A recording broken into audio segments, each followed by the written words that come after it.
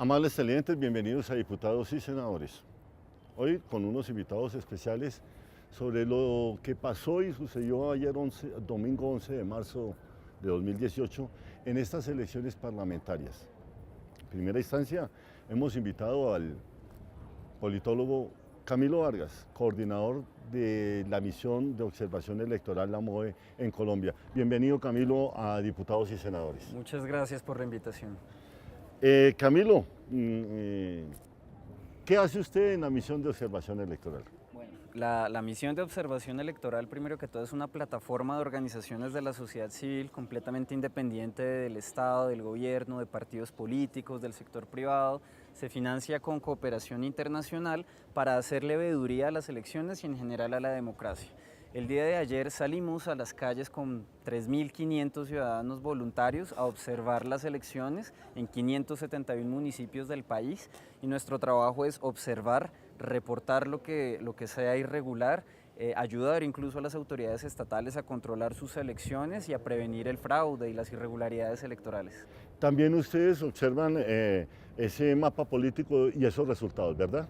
Sí, también hacemos seguimiento especialmente a los delitos electorales y a que haya transparencia en nuestras elecciones, lo cual implica observar también a los políticos. Y el trabajo que lógicamente desarrolla la Registraduría Nacional del Estado Civil. Por supuesto que sí, la Registraduría y demás autoridades relacionadas con la organización de las elecciones. Bueno, toquemos pienso que el lunar que tuvo ayer las elecciones y fue la fotocopia de los tarjetones, causó indignación en un lado, en otras ciudades del país como que trataba de que el edificio se moviera un poquito.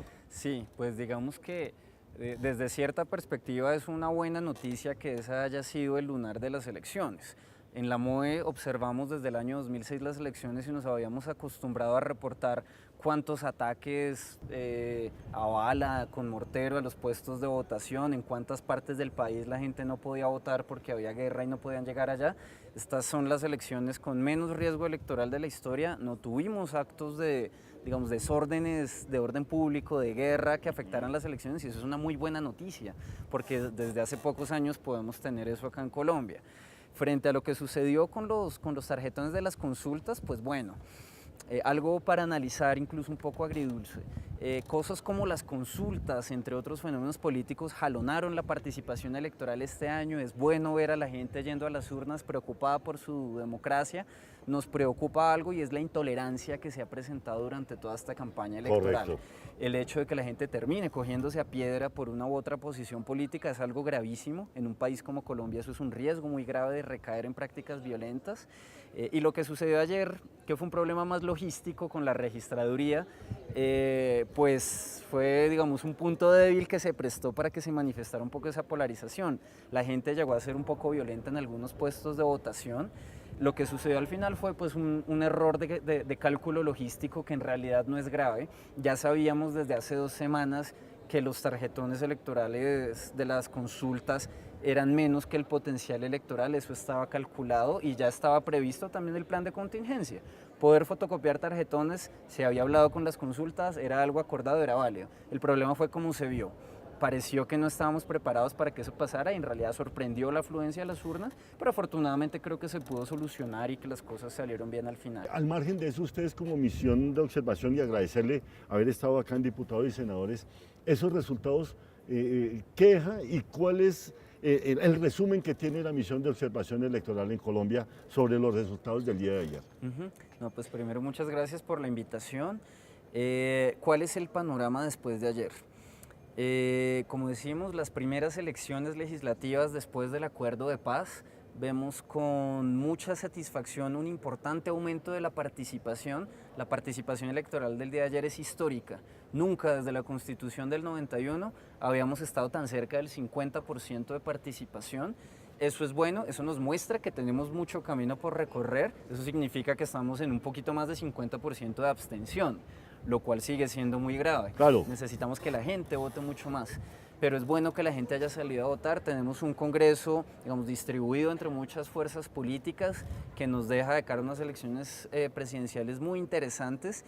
muchos reportes ciudadanos, como mencionábamos, de irregularidades, lo cual está bien, una actividad muy importante que cada vez ha sido mejor de parte de la Policía Nacional, que está presente en todos los puestos de votación. Correcto. Sí, la señor. Procuraduría General de la Nación estuvo muy pendiente del comportamiento de los funcionarios públicos. Ahí hay Perfecto. muchas denuncias para que la Procuraduría trabaje. Iban en más de 2.000 denuncias en este momento. Imagínense, y muchas de ellas sobre funcionarios públicos.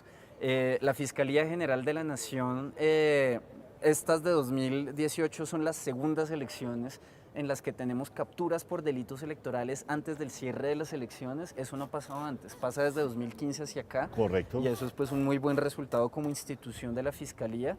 La Registraduría, más allá de los chascos con las consultas, sigue haciendo un buen trabajo y esperamos que en el futuro otras instituciones hagan mejor la tarea. ¿Qué falta? Y con eso concluimos. Mucho de lo que debe mejorársele a las elecciones no es tarea de la Registraduría. La Registraduría hace bien su trabajo dentro de su mandato legal. Es el mandato legal. Necesitamos mejores leyes para hacer las elecciones y eso es tarea del Congreso que acaba de ser electo. Así que esperamos que la elección de ayer se refleje en un muy buen trabajo de un Congreso serio durante los próximos 4 años. El último interrogante, televidentes, con nuestro invitado de la misión de observación electoral es: para las presidenciales, ¿se mantiene baja o ustedes piensan y tienen presupuestado que pueda aumentar el caudal electoral en Colombia? Bueno, las elecciones de 2014, por ejemplo, que son el ejemplo más cercano, nos dan un panorama muy extraño. La primera vuelta fue una de las elecciones más abstencionistas de la historia y la segunda fue una bastante participativa. Casi 10 puntos de participación cambia de primera a segunda vuelta. Nosotros creemos que va a haber una alta participación y esperamos que lo haya. Esperamos que la ciudadanía se motive a participar. Hoy en día seguimos teniendo cerca de 18 millones de ciudadanos abstencionistas, 18 millones de votos, por supuesto, que cambian cualquier elección, y eso lo que nos muestra es que nuestra democracia está abierta, que si la gente se motiva a participar en el debate de ideas y a participar con su voto, pues verdaderamente podemos tener una democracia real en la que se hace debate de ideas y el juicio de los ciudadanos es el que al final elija. Quiero tener su concepto muy pequeño. ¿Qué pasa con los 8 millones de votos que quedaron en el centro y no participaron ni en la consulta de la derecha ni en la consulta de la izquierda?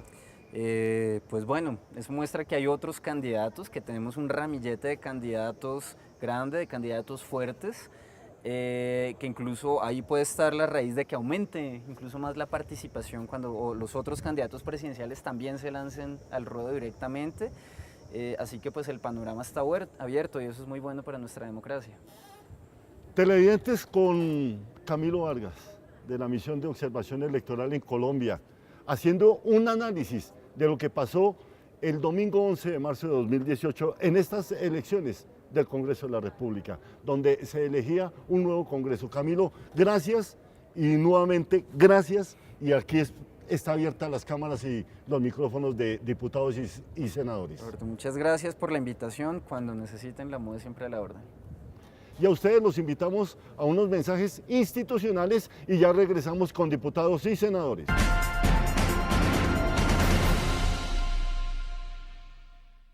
¿Sabe usted quién puede presentar proyectos para que se conviertan en ley? En Colombia pueden presentar proyectos de ley los senadores y representantes a la Cámara, los ministros, las altas cortes, entre otros altos funcionarios del Estado, quienes poseen iniciativa legislativa. También la iniciativa legislativa es un mecanismo de participación que faculta a los ciudadanos, a concejales o diputados del país a presentar proyectos de ley o de reforma a la Constitución. Para presentar una iniciativa popular por parte de los ciudadanos se debe elegir un comité promotor de la propuesta e inscribir la solicitud. Luego se debe recolectar un número de firmas válidas igual o superior al 5% del censo electoral. Si se cumplen estos requisitos, la Registraduría expedirá la certificación. Con esto, el proyecto de ley o de reforma a la Constitución podrá ser radicado en las secretarías del Congreso y deberá iniciar su trámite con mensaje de urgencia para que tenga prioridad sobre los demás proyectos. Encuentra más información en nuestro portal web. Canal Congreso. Aquí vive la democracia. En las asambleas departamentales se fijan ordenanzas y resoluciones que son de obligatorio cumplimiento para su jurisdicción territorial. Su equivalente en las ciudades son los consejos municipales y en las comunas o localidades a las juntas administradoras locales. En un sentido amplio, corresponden en el orden nacional al Congreso de la República. siendo el único órgano legislativo del país por ser Estado unitario. Bogotá, la capital de Colombia, es la única unidad administrativa que no tiene representación en las 32 asambleas departamentales, debido a que es un distrito capital autónomo. Confederación Nacional de Asambleas y Diputados de Colombia, Confadicol.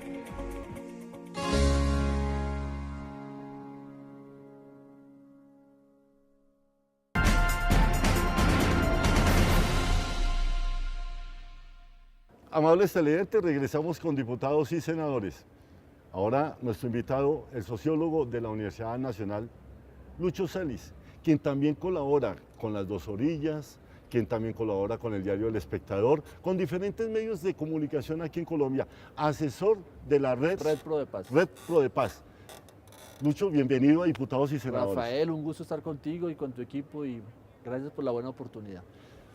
Lucho, resultados de las elecciones. Empecemos hablando sobre el tema, un tema que tú manejas muy bien y es el siguiente. La participación de los ciudadanos ayer se debió y sirvió el acuerdo de paz en La Habana. Por supuesto, estas son las únicas elecciones tal vez en los últimos 30 años que no han estado cruzadas por la violencia. Lo que hemos tenido son muertos, sabotaje. Entonces tenemos la buena noticia de que el ELN hizo un cese unilateral y de que las FARC ya estaban en el tarjetón y no echando tiros. O sea que eso era una mentira, y te lo pregunto, Lucho, de que el presidente Juan Manuel Santos y Humberto de la Calle, que era el negociador, habían regalado el país a las FARC.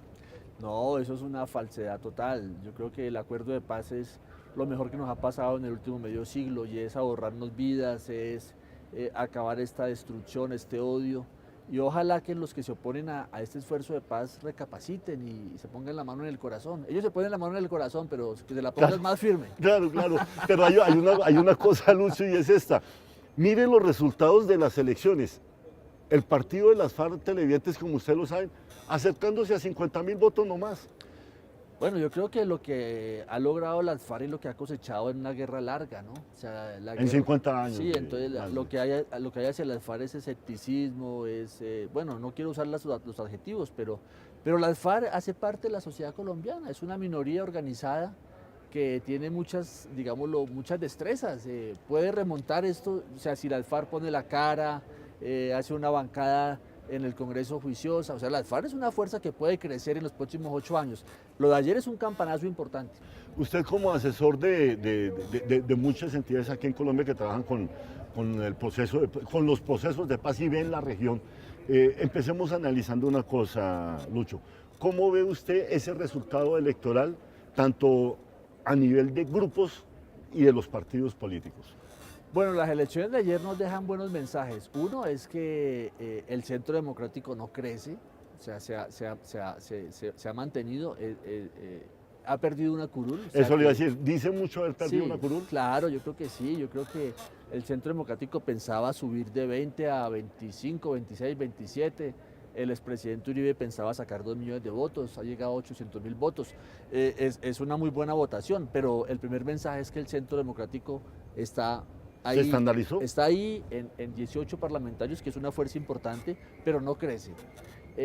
Lo que ya sabíamos, que la U se iba a desinflar, o sea, la U ha Sí, perdido, ese es un golpe grande, 7 curules en el Senado. correcto, entonces yo creo que la U baja un poquito el Partido Conservador, baja un poquito el Partido Liberal, gana espacio Cambio Radical, Claro. yo creo que también era previsible, en Cambio Radical hay unas fuerzas electorales que bueno, importantes en las regiones que han tenido mucho el manejo de recursos y bueno, desaparece en el Parlamento Opción Ciudadana con 5 parlamentarios. Totalmente se van a... Yo creo que de pronto esos votos los ha ganado Cambio Radical, bueno, y tenemos buenas noticias, el Verde duplica su bancada, pasa de 5 a 10, yo creo que eso lo logra un por trabajo el gran, que nadie esperaba. Sí, un reconocimiento al Partido Verde y también la presencia de Antanas Mocus, ¿no? Que le da Claro, 300.000 el fenómeno para mí electoral individual es Antanas Mocus. Correcto. Con más de 500.000 de votos en el país. Correcto. Muchos en Bogotá, la mayoría, y otros en el país, Lucho. Y lo otro es que la lista de Gustavo Petro pasa el umbral y logra 4 parlamentarios. Entonces yo creo que una cosa interesante es que la izquierda y el centro ganan una bancada importante, o sea, entre verdes, polo y decentes tienen 19 senadores, que antes tenían 10 senadores, o sea, casi que duplican la bancada. Ahora, hay una cosa que le quiero preguntar y es esta. Y empecemos analizando esta parte. ¿Los votos en blanco crecieron, se mantuvieron? Yo creo que se mantienen, pero es una proporción importante, ¿no? Hay que tenerla en cuenta. Sí, Como es los una- no marcados, que también para mí Sí. es una forma de votar mucha gente descontenta, digo yo. Hay un descontento ahí, pero también pero hay una expresión clara de rechazo a la clase política activa que es votando, porque también seguimos con una abstención impresionante, ¿no? No romper la barrera del 50%, yo creo que muestra la fragilidad de esta democracia, o sea, la incredulidad que hay de la ciudadanía hacia el sistema político. Pero ¿usted no cree que la gente se animó a salir a votar ayer? Pero las cifras son casi ¿Contundentes? iguales. No, son casi igual. En el 2014 el 47% de participación en el Congreso y ayer el 49%. O sea, un poquitico de repunte, pero sigue siendo muy escaso. O sea, si fuéramos a evaluar de 1 a 10, nos rajamos. Listo. Hay una cosa también muy importante que quiero tocar con usted y es que 8 millones de colombianos aproximadamente no participaron en las consultas ni de derecha ni de izquierda. ¿Qué le dice eso a usted, Lucho? Bueno, yo creo que las dos votaciones son importantes. Los más de 5 millones de la consulta entre Iván Duque, la señora Marta Lucía Ramírez y Ordóñez y los más de 3 millones en la consulta de Gustavo Petro y Carlos Caicedo muestran que hay dos fuerzas caracterizadas que han ganado. Que ya están que tomando se han instalado, posición. o sea, son los dos grandes ganadores. Pero también habría que decir que hay otro porcentaje que no lo convoca ninguna de esas dos posturas, o sea, que hay un liberalismo, que hay una gente de Cambio Radical, que hay una gente del Partido Verde que no está convocado ahí. Entonces vamos a ver cómo se mueven ahora sí el debate presidencial en las próximas semanas alrededor de esas dos posturas que están, digámoslo, que han copado por ahora el debate presidencial. Bueno, la gente en el común se pregunta una cosa, Lucho. ¿Qué lectura le da usted al resultado del senador y hoy candidato presidencial Iván Duque? En el sentido de obtener casi 4 millones de votos. Pero esos 4 millones de votos a nivel de partido no se reflejan. O sea, la gente en el común se está preguntando cómo salen esos 4 millones de votos y si se mantienen para la primera vuelta. Bueno, son dos votaciones muy diferenciadas, ¿no? Uno es la votación para definir una candidatura presidencial y otro es la votación para definir el Congreso. Yo creo que hay gente que se siente convocada al tema presidencial. De hecho, siempre las votaciones a las presidenciales son un poquito más altas que las de Congreso, ¿no? Correcto. Tampoco es mucha la diferencia, pero son un poco más altas, creo Correcto. yo, en los últimos 4, 5, 6 periodos de debate presidencial. Pero indudablemente es la figura del Centro Democrático, la figura del expresidente Uribe que arrastra ese caudal de votos, indudablemente. ¿Esos votos no vienen de, digamos, prestados de otros partidos de derecha en este momento? Pues eso se especula, ¿no? Pero yo creo que es difícil ver la dimensión de eso, ¿no? Ver, por ejemplo, cuántos votos de Cambio Radical fueron a esa, por si se rumora lo de el Caribe, en Barranquilla, votos de Cambio Radical hacia la consulta por Iván Duque. Todos esos son rumores que pueden tener algo de credibilidad, pero la medición es casi que imposible. Ganador de las elecciones, Gustavo Petro. ¿Por qué? A ver, tú me corriges. Movió las elecciones, tanto en derecha como en izquierda. Y eso ya es un caudal electoral, porque puso a trabajar la derecha, también puso a trabajar esa izquierda. No, yo creo que en las elecciones del domingo 11 los ganadores son el Centro Democrático y la alianza que ellos armaron con Marta Lucía y Ordóñez. Es un ganador. Es un ganador, Por correcto. supuesto que es un ganador Gustavo Petro y Carlos Caicedo. Yo creo que Carlos Caicedo, viniendo de la provincia, de la región, de ser alcalde de Santa Marta, ahora es una figura Ahora es una nacional. figura, ya la empiezan a conocer, correcto. Creo que es de los grandes ganadores. Por supuesto que el gran ganador para mí también ayer es el partido Alianza Verde. Creo que duplica la votación. Ahí están los ganadores. El resto son o se mantienen o son... Bueno, Cambio Radical es un ganador también Eso le iba a el decir. Parlamento. Cambio Radical con Es el el que más candidato crece. Germán Vargas Lleras crece y se postula después de Petro con 2.200.000 pesos que están instalados también ahí. Sí, 2.200.000 votos que Sí. están instalados. Sí. También hay un ganador que me parece que lo tocamos, que es Antanas Mockus, con más de 500 000 de votos. Indudablemente, yo creo que el respaldo que recibe Antanas refleja que hay una ciudadanía que cree en esos mensajes de confianza, de equilibrio. Yo creo que la presencia de Antanas Mockus en el Congreso va a ser de lúdica, educación, ese mensaje de un gran valor. hablando. Y esos mensajes de buscar integración, de buscar articulaciones. Yo creo que es una muy buena noticia la presencia de Antanas en el Parlamento. Bueno, ¿cómo ve usted este nuevo Congreso que se posesiona el próximo 20 de julio? Bueno, hay cosas maravillosas, por ejemplo, la renovación en Cámara Bogotá, o sea, un montón de 14 caras nuevas. un montón de jóvenes, de todo el espectro, entonces yo creo que eso es una maravilla. Bueno, yo creo que vamos a tener un Congreso con un nivel de renovación importante. Yo creo que no me sé la cifra de cuánta gente nueva entra, cuánta se mantiene, pero uno ve una renovación importante. Vamos a ver a las FARC actuando como una bancada, eso va a ser también una novedad. Yo creo que eso no va a ser fácil, pero es parte del debate democrático. Claro. Entonces sí. yo creo que vamos a tener y además es un Congreso que tiene que desarrollar un acuerdo de paz, un Congreso que tiene que trabajar por los grandes temas pendientes de la sociedad colombiana, ¿no? Aquí hay que transformar el campo, transformar la política, superar el narcotráfico, superar la corrupción, así sea de alguna forma, no vamos a superarla 100%, pero sí avanzar en eso, los temas ambientales, los temas de las regiones. Bueno, Colombia se está moviendo en positivo. Bueno, ¿qué viene para esta primera vuelta y qué cree usted que los colombianos están necesitando y están esperando de toda esta variedad de candidatos a la presidencia de la República?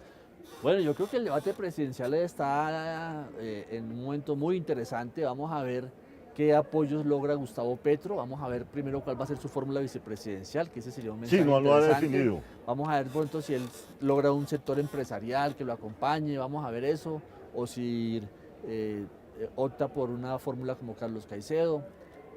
Vamos a ver qué apoyos logra Gustavo Petro y vamos a ver qué apoyos logra Iván Duque, ¿cierto? Ambos tienen que buscar apoyos. Lo otro es que vamos a ver si Sergio Fajardo logra remontar esta situación, que se le ve un poco desdibujado. Vamos a ver si él logra una alianza con Humberto de la Calle. Yo creo que...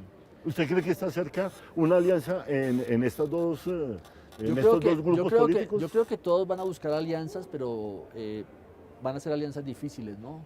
Yo creo que Germán Vargas Lleras va a correr solo, o sea, él no se va a eso iba. Germán Vargas Lleras va a esperar también. Él es un gran jugador y él va a correr, él no se va a adherir a la candidatura de... Además, tampoco se ha cansado mucho, no se ha sobreactuado. Él tiene una estructura regional, tiene un liderazgo, entonces yo creo que la gran pregunta es quién puede sumar. ¿Quién puede juntar candidaturas para competir para la primera vuelta? Ese es un interrogante que queda para estas próximas semanas antes de esa primera vuelta. Lucho, antes de darle el agradecimiento de estar acá, tengo que preguntarle, ¿en la primera vuelta presidencial va a aumentar, va a disminuir o se mantiene las cifras de votación? La tendencia es que en las presidenciales vota un poco más de ciudadanos y ciudadanas. Yo esperaría que en estas elecciones tan importantes la votación pase de una cifra entre el 50 y el 60%, ese es mi deseo.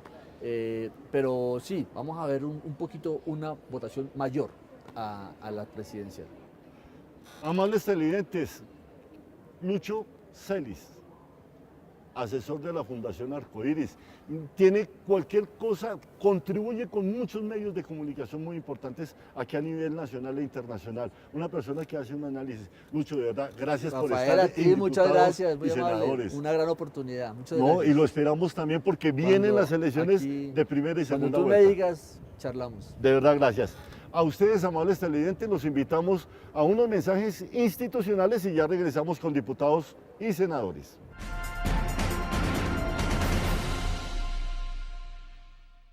Los siguientes son algunos sectores que hacen parte del Consejo Nacional de Paz, Reconciliación y Convivencia. 1. El presidente de la República lo preside. 2. Poder Ejecutivo, Alto Comisionado para la Paz, ministros, gobernadores y alcaldes. 3. Poder Legislativo, senadores, representantes, diputados y concejales. 4. Órganos de control, procurador, defensor del pueblo y personeros. 5. Sociedad civil, iglesias, gremios económicos y agropecuarios, acción comunal, periodistas, ambientalistas, sindicatos, arte, campesinos, indígenas, rom, negritudes, LGBTI, jueces, jóvenes, universidades, defensores de niños, mujeres y derechos humanos, víctimas, población con discapacidad, fuerza pública en retiro, colombianos en el exterior, partidos políticos y un delegado de las FARC-EP, Consejo Nacional de Paz, Reconciliación y Convivencia.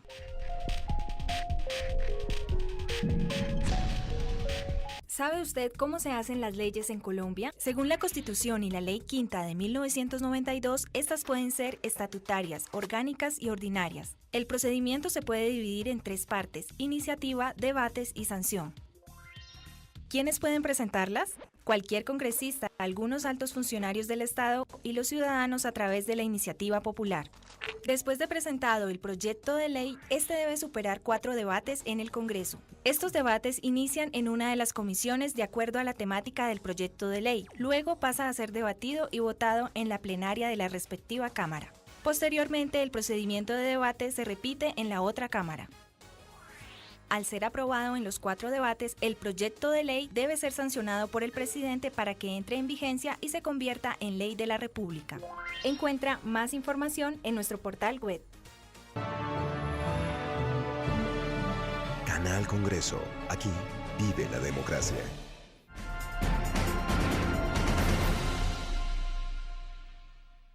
Amables televidentes, regresamos con diputados y senadores.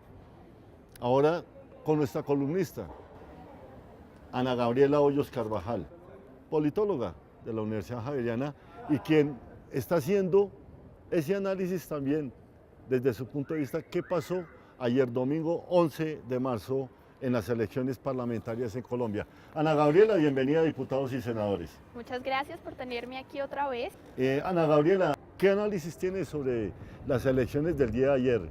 Se han tocado varios temas. Desde tu punto de vista, ¿qué sucedió y qué fue lo más importante también que pasó en estas elecciones? Bueno, yo creo que una de las cosas más importantes de estas elecciones es que en estos momentos se empiezan a puntear realmente lo que va a pasar posiblemente en las elecciones presidenciales, porque ya empezaron a sumar un poco los movimientos y los partidos y cómo están funcionando esos votos también que hay detrás, y en las consultas, que indudablemente fue uno de los puntos claves y centrales de estas elecciones. Los 26 senadores que quería prácticamente el Sí. Centro Democrático no lo alcanza y disminuye a 19. Disminuye a 19 y pues ha sido un poco lo que pasó. Yo creo que uno de los factores principales fue haberse lanzado con lista abierta esta vez. Y también lo que pasó un poco con los conservadores y con los liberales, que perdieron 3 curules en el Senado, que no se esperaba, pero bueno, es una de las proyecciones que ahí está. ¿Qué puede suceder? ¿Cómo quedan las cargas en este momento para la primera vuelta presidencial? Yo creo que es muy interesante. Bueno, algo que pasó con las consultas es que empezaron a darle mucho más visibilidad a los 2 candidatos que participaron en las consultas. Digamos que ayer lo que pasó y lo que se hablaba, que estaban todos concentrados, era en Iván Duque y en Gustavo Petro, pero tenemos que seguir teniendo en cuenta que hay muchos más candidatos, como son Humberto de la Calle, Fajardo, Germán Vargas Lleras, que es uno de los más representativos en este abanico de posibilidades que tenemos para elegir el próximo presidente. Podría haber la posibilidad de una coalición, que sería muy interesante. Digamos que en la derecha lo veo, pues lo que pasó ayer, que Iván Duque le dice a Marta Lucía Ramírez que sea su ficha vicepresidencial. Creo que eso es una especie de coalición. Pero lo que pasaría, digamos, en la derecha, con una figura como Germán Vargas Lleras, yo creo que él sí va a querer hacerlo solo.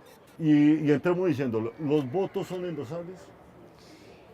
Yo creo que depende. Lo que pasó en esta consulta un poco es que mucha gente, por ejemplo, votaba por no querer que alguno de los candidatos quedara. Por ejemplo, muchos votantes de derecha votaron en la consulta naranja de Petro para que no quedara Petro, y muchos dicen que pueden ser los votos de Carlos Caicedo. Lo mismo pasó con Marta Lucía Ramírez, sin desconocer que Carlos Caicedo y Marta Lucía Ramírez son candidatos de verdad muy buenos, pero mucha gente quería votar por ella para que no quedara Iván Duque. Entonces no sé si son tan endosables. Yo creo que hay que mirar un poco lo que pasó más como en el Congreso y cómo se distribuyeron esos votos en los partidos y en los apoyos que esos partidos le están dando a los candidatos presidenciales. También el voto en blanco ¿Le manifiesta usted algún análisis? Pues no fue tan significativo. En estos momentos sí es un derecho constitucional y de todos los votantes de querer manifestar su descontento, pero realmente yo creí y las proyecciones eran que iban a ser mucho mayores, porque por ejemplo el Congreso es una de las instituciones más desprestigiadas del país en cuanto a opinión, entonces digamos que ese descontento pensé que lo iban a reflejar ahí, pero la gente apostó más por un voto de opinión y tratar de renovar el Congreso, que se está viendo en la apertura de partidos como la Alianza Verde, que aumentaron los curules, los decentes y bueno, todos los partidos. ¿Se puede decir que los votos anulados, no marcados y demás, es también un voto protesta? Una forma, un movimiento de llamémoslo así, de decir no estoy de acuerdo con las elecciones. Pues yo creo que hay dos cosas. Yo creo que sí puede haber, en especial con los votos no marcados, una forma de protesta, como una forma de votar en blanco y decir no estoy de acuerdo con lo que está pasando, no estoy de acuerdo con estos candidatos, pero también creo que como había tantos aspirantes, el tarjetón era demasiado complicado para votar. Había muchos números y la mayoría votaron por lista abierta, ya no era por lista cerrada donde solamente ponías el símbolo del partido. Entonces yo también creo que muchos fueron por falta de información y pedagogía de cómo votar. Amables televidentes, esta es nuestra columnista invitada. Queríamos hacer un análisis sobre lo que pasó ayer domingo de cara a las elecciones y a este nuevo Congreso que se posesiona el próximo 20 de julio. Ana Gabriela, yo la invito para que hagamos una investigación y mostrarle a los televidentes de aquí para allá qué va a pasar en cada una de las campañas de esta primera vuelta. Y gracias por estar en Diputados y Senadores. Muchas gracias por la invitación y esperemos cómo van estas elecciones próximas y cómo se comportan las proyecciones de lo que ya elegimos ayer. Listo. Y a ustedes, amables televidentes, les agradecemos por estar acá en Diputados y Senadores. Por hoy ha sido esta la información. Los invitamos a que nos visiten en nuestro canal de YouTube. Lo mismo que nos escriban al correo que aparece en pantalla. Y nuestro mensaje institucional siempre: la paz está en el corazón de cada colombiano. Sigamos en esta reconciliación. Hasta una nueva emisión.